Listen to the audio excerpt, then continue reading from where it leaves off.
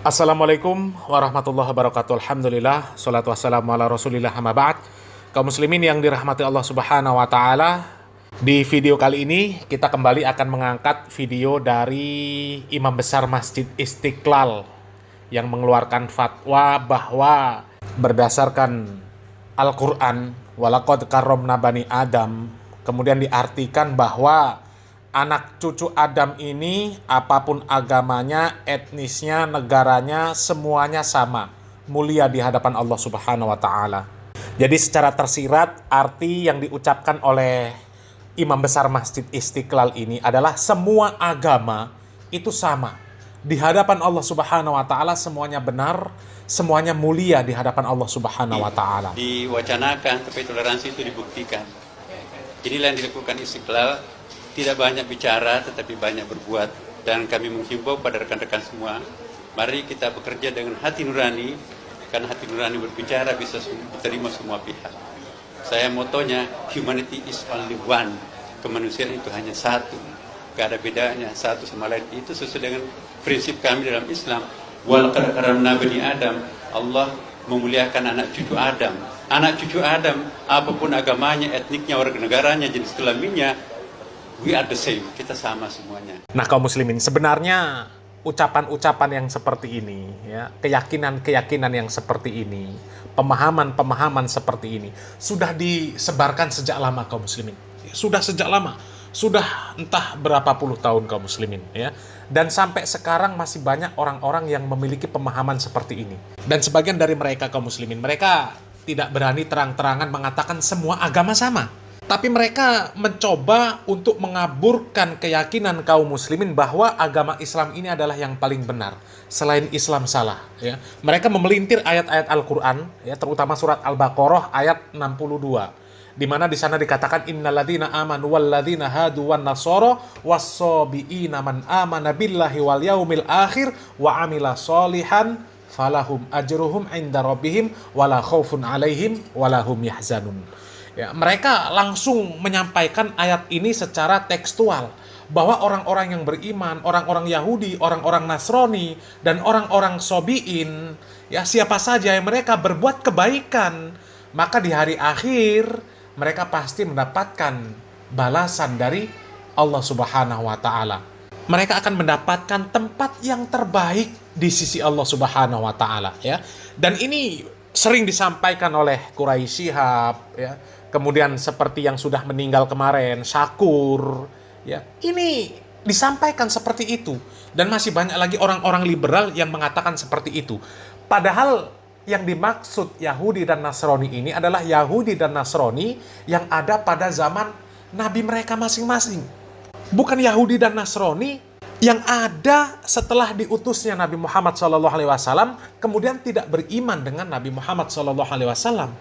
Karena setelah diutusnya Nabi Muhammad SAW, tidaklah dia Yahudi, tidaklah Nasrani, ya, dan umat apapun mendengar Nabi Muhammad SAW diutus, maka wajib bagi dia untuk mengikuti Nabi Muhammad SAW. Jadi tidak benar, ya, surat Al-Baqarah ayat 63 tersebut, ya, diartikan bahwa orang Yahudi, Nasrani, dan orang apapun agamanya, kalau dia berbuat kebaikan, maka dia akan mendapatkan tempat yang terbaik di sisi Allah Subhanahu wa taala. Ya. Kalau diartikan tempat terbaik bagi mereka neraka, ya benar. Ya. Jadi orang Yahudi, Nasrani, ya, kemudian orang beragama apapun selain Islam, mereka berbuat baik, maka tetap mereka akan mendapatkan tempat terbaik di sisi Allah Subhanahu wa taala, ya. Dan tempat terbaik bagi orang-orang non-Islam, orang-orang kafir, ya neraka. Ya, nggak ada lagi tempat terbaik orang kafir, ya, kecuali neraka. Nggak akan mungkin masuk surga orang kafir, ya. Innalladzina kafaru min ahlil kitab wal musyrikin fi nari jahannam khalidina fiha ulaika hum syarrul bariyah. Jelas. Orang-orang kafir dari kalangan ahli kitab dan orang-orang musyrik, ya, tempat mereka adalah jahanam. Khalidina fiha, ya, mereka kekal di dalamnya. Ulaika hum syarrul bariyah. Dan mereka, ya, orang-orang kafir, orang-orang musyrik, mereka seburuk-buruk makhluk. Sebaik apapun perbuatan mereka di dunia, ya, mereka tetap seburuk-buruk makhluk. Karena apa? Karena mereka berbuat kesyirikan, menuhankan selain Allah Subhanahu wa taala, ya. Dan kaum muslimin, ya, terkait fatwa dari Imam Besar Masjid Istiqlal, kami tertarik untuk mengambil video dari channel Dodi Sefriadi, ya, untuk kita bahas karena di sana ada komentar dan juga cuplikan-cuplikan yang sangat menarik terkait dengan pembahasan ini kaum muslimin, ya. Coba kita simak videonya kaum muslimin. Orang yang jujur, orang yang soleh, punya solidaritas sosial, punya dedikasi, punya loyalitas, apapun agamanya, dia pasti mendapat tempat yang terbaik di sisi Allah Subhanahu wa taala. Saya motonya humanity is only one. Kemanusiaan itu hanya satu. Gak ada bedanya satu sama lain. Itu sesuai dengan prinsip kami dalam Islam. Walaqad karamna bani Adam. Allah memuliakan anak cucu Adam. Anak cucu Adam, apapun agamanya, etniknya, warga negaranya, jenis kelaminnya, we are the same. Kita sama semuanya. Astagfirullahalazim. Imam Besar Masjidil Istiqlal berpendapat mengeluarkan statement bahwa semua agama sama. Astagfirullahalazim. Ada apa dengan Masjid Istiqlal, ya Allah? Nah kaum muslimin, kalau Imam Besar Masjid Istiqlal ini ya tidak diragukan lagi bahwa dia ini adalah seorang yang berpemahaman liberal kaum muslimin, ya. Bahkan kemarin sempat viral bahwa di Masjid Istiqlal itu dijadikan tempat seminar yang namanya PKUMI, Pendidikan Kader Ulama Masjid Istiqlal. Tapi narasumbernya orang Yahudi, ya. Coba ya, mengkader ulama, tapi yang mengisi, yang memberikan materi kepada kader ulama tersebut adalah orang Yahudi. Ulama apa? Bukan ulama yang dikader itu, ya. Itu justru mengkaderkan orang-orang munafik, ya, orang-orang kafir yang menyusup ke dalam Islam yang nantinya akan merusak agama Islam. Nah, kemudian orang-orang semacam Imam Besar Masjid Istiqlal inilah yang sekarang ini merintiskan jalan mereka supaya nanti mereka bisa lancar jalannya, bisa melesat, ya, memuluskan visi misi mereka untuk melakukan pemurtatan massal kaum muslimin. Supaya umat Islam ini meninggalkan syariat Islam, ya, cuma tinggal namanya saja Islam. Atau kalau dia beragama, ya, mengaku beragama Islam, itu pengakuannya saja. Pada hakikatnya dia bukan orang Islam. Syariat Islam ditentang sama dia. Ya, coba di awal tadi dikatakan bahwa ya, umat apapun, beragama apapun, nanti kalau dia berbuat baik, ya di sisi Allah akan mendapatkan tempat yang terbaik. Dari mana itu?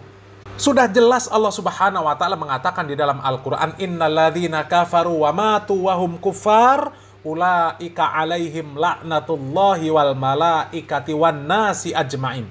Sesungguhnya orang-orang kafir dan mereka mati di dalam keadaan kafir, mereka itu mendapatkan laknat Allah, para malaikat dan manusia seluruhnya.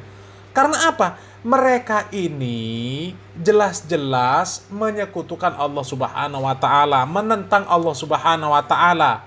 Jadi sebaik apapun perbuatan orang kafir di dunia, dia tetap menjadi penghuni neraka apabila mati di atas kekafiran. Ya, itu akidah, keyakinan yang harus kita yakini. Bukan justru malah meyakini agama apapun, ya, kalau berbuat baik masuk surga. Agama apapun sama. Lah kalau agama apapun sama, ngapain Islam? Ngapain susah-susah? Ya, sholat sehari 5 waktu, itu yang wajib saja, belum yang sunnahnya. Ngapain susah-susah puasa? Ngapain susah-susah pergi ke Mekah ibadah haji? Kalau semua agama sama, ya ambil yang enak-enak saja semuanya. Islam ambil yang enak, ya, nanti agama lain ambil yang enak. Akhirnya apa? Akhirnya nggak jelas, ya. Akhirnya nggak jelas. Dari mana konsep semua agama sama ini? La ilaha illallah. Nah, kalau ada seorang masuk di gereja kemudian ceramah, sebenarnya kita sama, ini berarti dia berkhianat. Ini kelakuan si Miftah ini kaum muslimin, ya. Miftah pernah mengatakan, ya, Tuhan itu sama, cuma manggilnya, namanya berbeda-beda, hakikatnya sama. Itu ada videonya kaum muslimin, Miftah, ya, Miftah si Gondes. Sehingga seakan-akan mengesankan orang-orang Nasrani juga di atas kebenaran.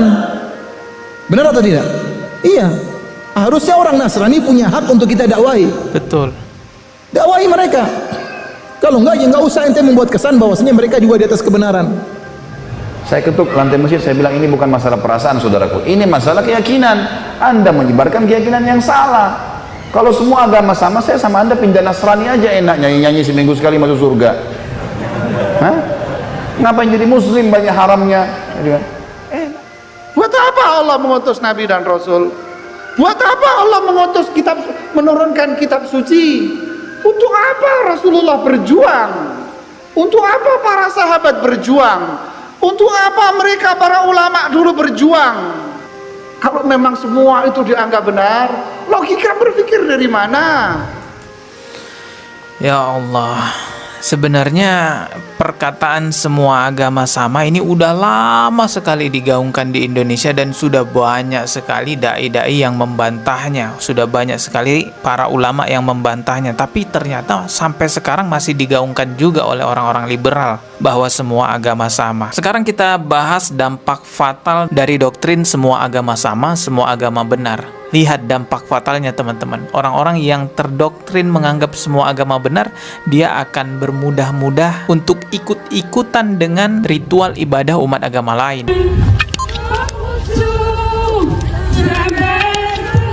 Ini kaum muslimin, coba ya. Ini ibu-ibu, ya kalau pakaiannya muslim kaum muslimin, tapi ikut mengarak patung Yesus. Na'udzubillah min dalik. Na'udzubillah min dalik.